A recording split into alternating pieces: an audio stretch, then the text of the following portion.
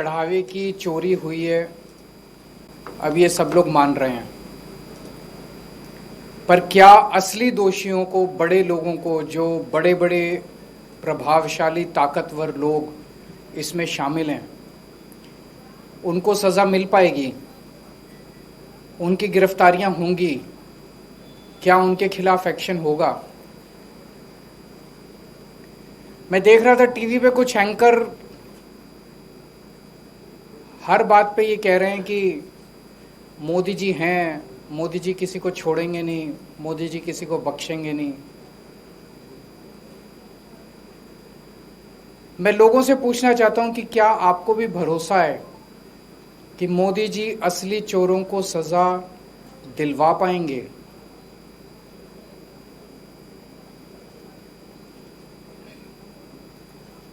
मैं ये नहीं कह सकता, मेरे पास इस बात का कोई सबूत नहीं है कि पैसा मोदी जी तक पहुंचा।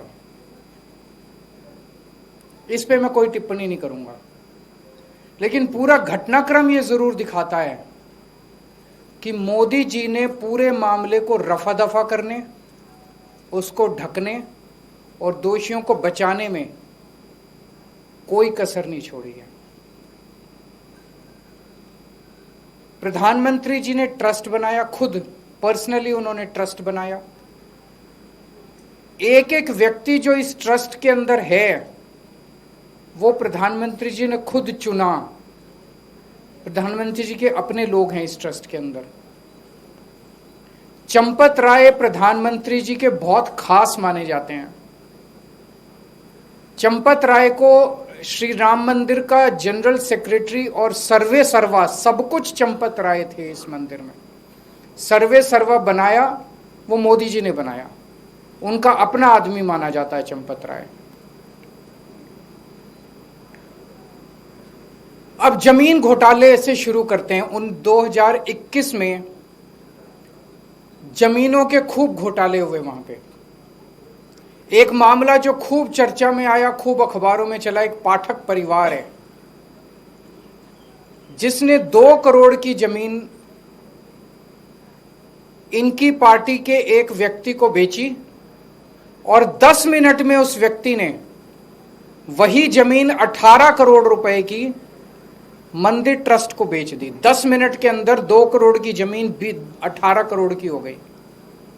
मैं पूछना चाहता हूं प्रधानमंत्री जी, आपको इसको पता है? आपको इसका पता नहीं चला? पूरी दुनिया को पता था, सारे अखबारों में छपा था, आपको इसका पता नहीं चला? इसी तरह से एक 3 करोड़ की जमीन 24 करोड़ में ट्रस्ट को बेच दी गई। प्रधानमंत्री जी, आपको इसका पता नहीं चला? 9 करोड़ की जमीन 55 करोड़ में बेच दी गई, आपको पता नहीं चला? टोटल 14 करोड़ की जमीन 95 करोड़ में मंदिर ट्रस्ट ने खरीदी, आपको पता नहीं चला इसका? और ये कागज कोई खुफिया कागज नहीं है, लोग लेके घूम रहे हैं चारों तरफ, पब्लिक डोमेन में ये सारे कागज हैं, आपको पता नहीं चला? मंदिर निर्माण में इंजीनियर्स का ये आरोप है कि हमसे 40% कमीशन मांगा जाता था। 40% टेंडरों पे कमीशन मांगा जाता था। प्रधानमंत्री जी, आपको इसका पता नहीं चला? 40 दिन में 70 बार सीसीटीवी कैमरों के अंदर चोरी पकड़ी गई, आपको पता नहीं चला?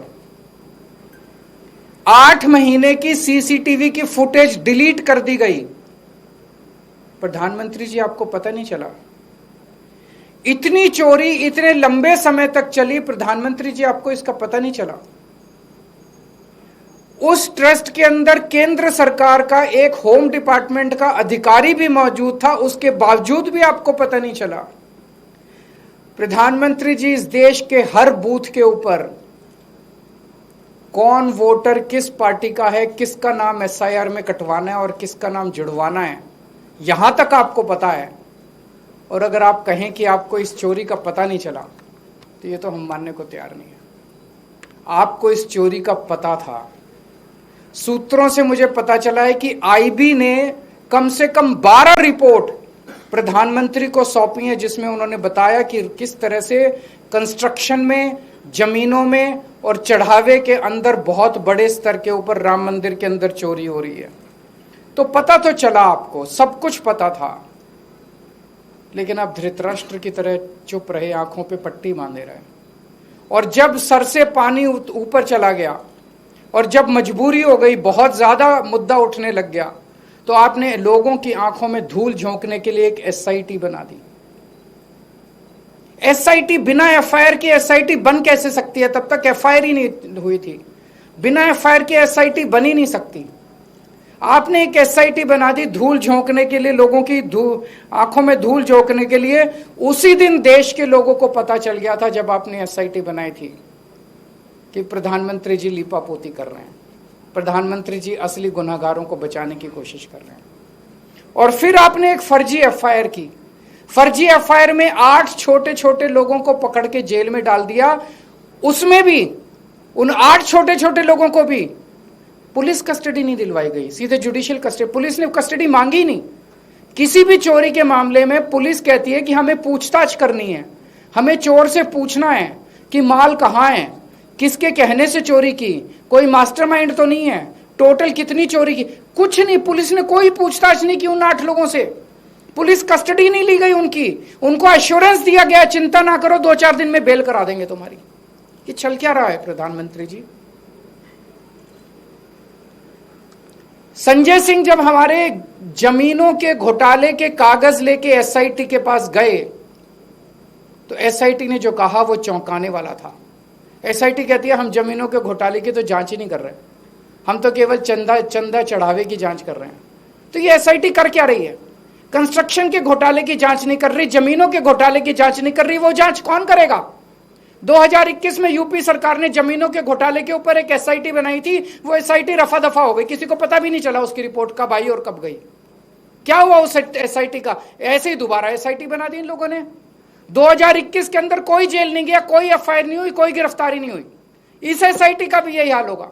सबको बचाने की कोशिश की जा रही है। जिन लोगों ने इस्तीफे दिए हैं, कहा जा रहा है कि आज भी मंदिर वही चला रहे हैं, आज भी मंदिर उन्हीं लोगों के हाथ में। आज भी मैंने कागजों में इस्तीफा दे दिया, मंदिर उन्हीं लोगों के हाथ में है, वही लोग चला रहे हैं। इनके एक बड़े नेता हैं ब्रजभूषण। अभी मैं सोशल मीडिया में उनका स्टेटमेंट देख रहा था। ब्रजभूषण का कहना है अगर मैंने मुंह खोला तो बहुत बड़े बड़े नाम आएंगे और मेरे को खतरा है। ऐसे कौन से नाम है जिससे ब्रजभूषण को भी बोलने में डर लग रहा है? बाबा बागेश्वर धाम का मैंने स्टेटमेंट सुना, उन्होंने कहा बहुत बड़े बड़े लोग शामिल हैं, अगर मेरे ऊपर आंच आ सकती है अगर मैंने मुंह खोला तो। इतने देश के ताकतवर और इतने बड़े लोग नाम लेने से डर रहे हैं, तो इसका मतलब ये 8 लोग जिनको गिरफ्तार किए, ये तो आंख में धूल झोंक रहे हैं, असली लोग तो कोई और है। जिनको पकड़ा गया वो तो सिर्फ प्यादे हैं। तो मैं प्रधानमंत्री जी से पूछना चाहता हूं, प्रधानमंत्री जी, इस देश की जनता जानना चाहती है कि आप किसको बचा रहे हो और क्यों बचा रहे हो, और आपकी क्या मजबूरी है? देश के करोड़ों करोड़ों लोगों की आस्था उसको ठेस पहुंची है।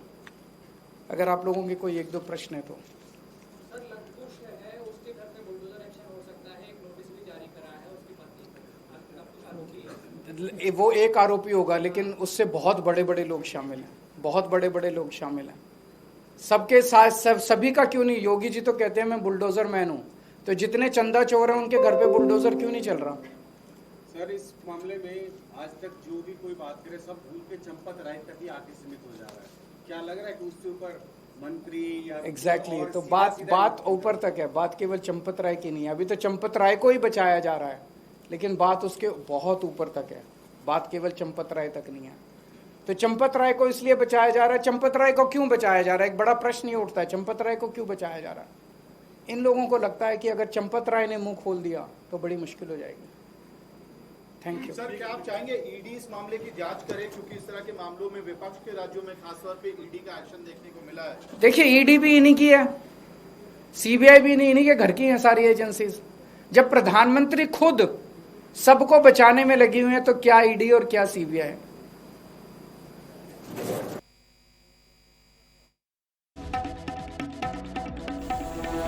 आम आदमी पार्टी